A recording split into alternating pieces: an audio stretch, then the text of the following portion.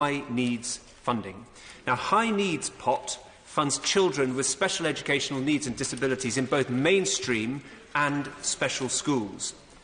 And whilst it might be correct to say that funding has gone up, and it has, the reality is the landscape for high needs has fundamentally changed in our schools.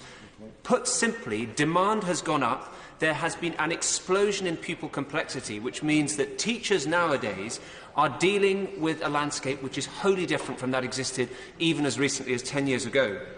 And when I go round schools in Cheltenham, be it mainstream schools like Balcarras School, or indeed our special schools like Belmont, like Betteridge, like the Ridge Academy, like Battledown Centre, the same message comes out time and time again.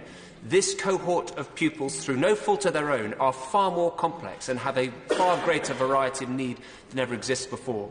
And indeed, that was the message that came from Peter Hales when he met the Minister, who I'm extremely grateful for listening so attentively and with such evident concern at the meeting earlier this week.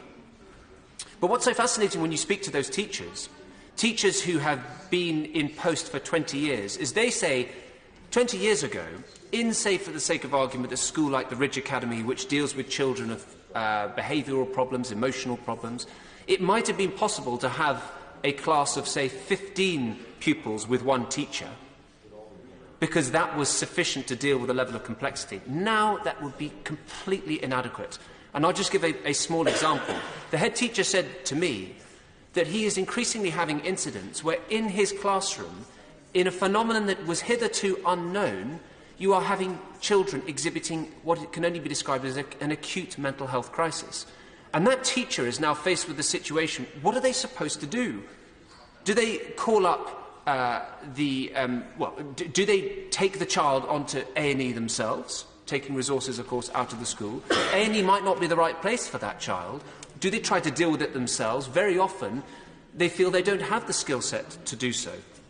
And so the reasons for this change of complexity are not necessarily clear. Some cite the fact that, mercifully, there are children surviving childbirth who 10 years ago might not have done so, and thank goodness for the marvels of modern medicine. Others point to issues of social breakdown. Others point even to social media. And I think in the fullness of time we need to have an inquiry as to why there are these greater levels of complexity.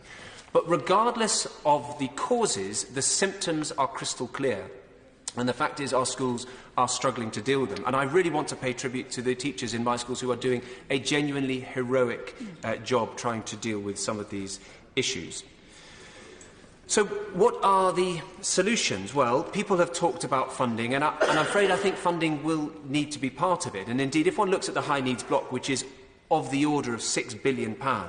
One of the reasons why people like me are so keen for the Brexit issue to be solved is that we know that the government is holding back money, quite properly, by the way, to deal with contingencies that might arise from a disorderly Brexit, which some people have said is in the region of between £50 and £20 billion. Well, if you consider those sorts of figures, you could have a dramatic impact on a £6 billion budget by releasing just a proportion of that. But the second issue, which I would commend to the Minister, is what these schools say to me is if they had a way, at times of acute mental health crisis for some of the people in their schools, that they could, as it were, pick up the phone and they could be assured that people would be able to come into those schools, even if it was a resource in the form of one or two people shared across the whole town of Gloucestershire between Belmont and Betteridge and the Ridge Academy, perhaps funded by the CCG, who knows, that would be enormously helpful. It would allow them to deal with problems in a way that is A, proportionate, B, effective for the individual themselves, and C, doesn't cause knock-on implications at A&E and so on. And yes, that would have a cost, but it is not a fanciful cost or an unrealistic one. The final point I wish to make is this, is that if we're going to ease the pressure on special schools as well, it's critically important that mainstream schools are encouraged to do what they can to deal with children who have SEN statements in their schools.